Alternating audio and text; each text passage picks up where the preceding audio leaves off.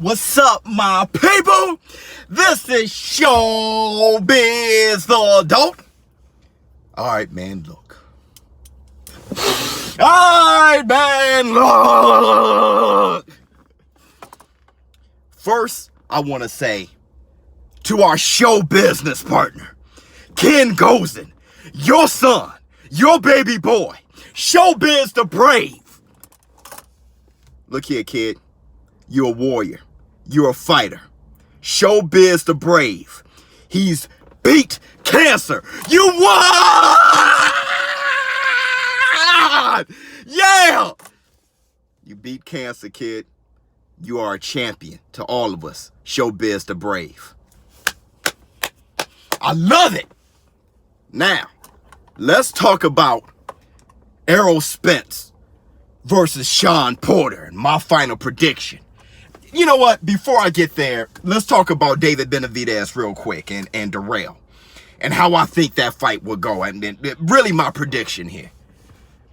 I think David Benavidez, he's been very calm and collected. Okay, he tried his best during the press conference, the last press conference the other day, which was a fantastic press conference. Okay, talked a little trash. Errol kind of beat him on that. But I want to say, David Benavidez, undefeated.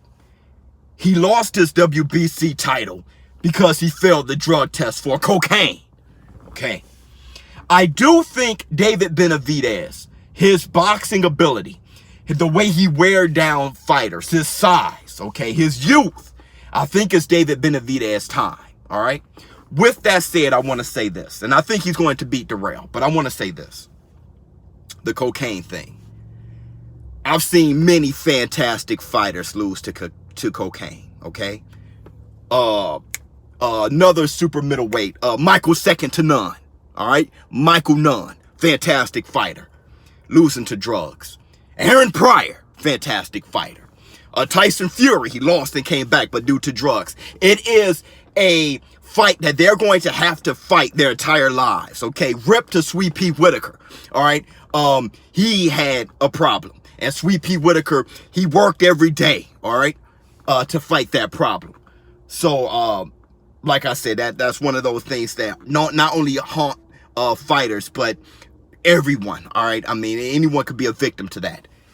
So I hope David Benavidez, though I got him beating Errol, I hope that he wins the fight against drugs or drug habit, all right? I think Bones Jones, him also, okay, and from what he found God and he beat his problem, all right? So let's push that aside. I got David Benavidez winning, okay, the fight. Let's talk about Errol Spence versus Shawn Porter. Now, they were talking mad trash to each other. Like I said, I was fired up. All right, that was fuel, okay, pumping through my veins looking at that. I was fired up. Now, yeah, I don't know. I don't care who won the jaw jack contest, okay? I just know both of them, they look a little cheeky, all right? Bony in the face, all right? In the face. They look pretty bony in the face. And they both are hungry, and I'm talking about literally. So I think they had bad tubes, all right? Particularly that press conference. I think that's why things got so heated. Both of those guys are really weight drained. If you look at Shawn Porter, his face, if you look at Errol Spence, they just look weight drained, all right? So I think they were upset and hungry and mad. Made for a great press conference. My final prediction is this. Errol Spence, if you look at the interview I had with Fernando Garcia, check that out. And he said that Errol Spence can do more things. I'm paraphrasing, but that's what he said. You can't really predict what he's going to do because he can do it all. Bruce Lee on Enter the Dragon. Bruce Lee said your opponent expand, you contract. And when he contract, you expand. All right? That a fight should go out like should play out like a play, but played seriously.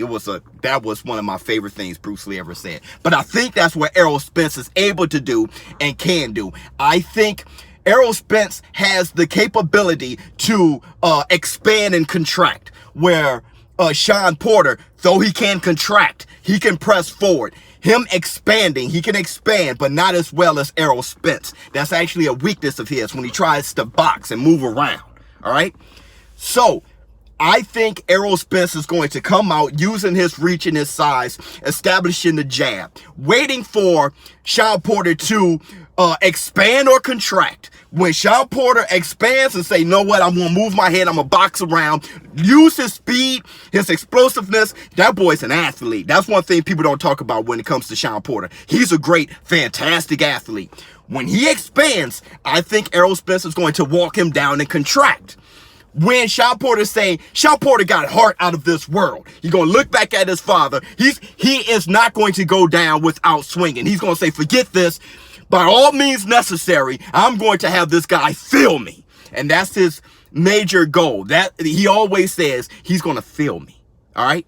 So he's going to contract. And when he does that, Errol Spence going to move to the side, lateral movement, shoot the jab, box, land good body shots, land good shots, well-timed shots. He's going to expand. And I think that's how Errol Spence beat Shawn Porter. He can knock him out doing that. He really can. Now, Errol Spence, though he outboxed Mikey Garcia and he showed his ability to box there, people kind of miss when he demonstrated his ability to box the later half against Lamont Peterson. Look at that fight. Look at when he knew that he had Lamont Peterson out. So he decided to showcase his lateral movement, sidestep, his angles. When I saw him doing that, that was the first time I said, okay, Errol Spence, he can really move. But it was Mikey Garcia that said he has a complete game. But I think when you look at Lamont Peterson, his size, his overall look, his physical ability, and you think about Shawn Porter, I think Errol Spence is going to do those things. Move to the side, lateral movement, show those angles. He's going to be able to expand better than Shawn Porter. When Shawn Porter or Errol Spence, when Shawn Porter contract, he's going to be able to expand better. Okay? And when he contract, Shawn Porter cannot expand as well. So, as well as Errol Spence. So, with that said, my final prediction, Errol Spence wins in dominant fashion by the second half of the fight. First half is going to be on. Second half, he's going to end up wearing on him. And I think Shawn Porter is going to find himself, like Errol Spence said, when he said that you fight like you're drowning. Okay, you fight like you can't swim, like you're having a hard time swimming. That's how you fight. I think he's going to find himself like a fish out of water, okay? And he's going to be not being able to, he's going to find it hard to time Errol Spence when Errol Spence is expanding. And I see Errol Spence beating him in the later half of the fight once his momentum start building. I think the first half going to be on, but around the second half, Errol Spence going to just impose his will on him. And I think Errol Spence wins. Now, by TKO or knockout, I think that can happen. Also, though, I think, this is how I put it. It's Errol Spence's fight to lose. You get what I'm saying? More so than Shawn Porter's fight to win. It's Errol Spence's fight to lose. So if Errol Spence don't get caught with no wild shot or get caught with something that cuts him open or anything like that, if he stays boxing, sticks to the game plan, and not do something where he loses the fight, all right, it's his fight to lose.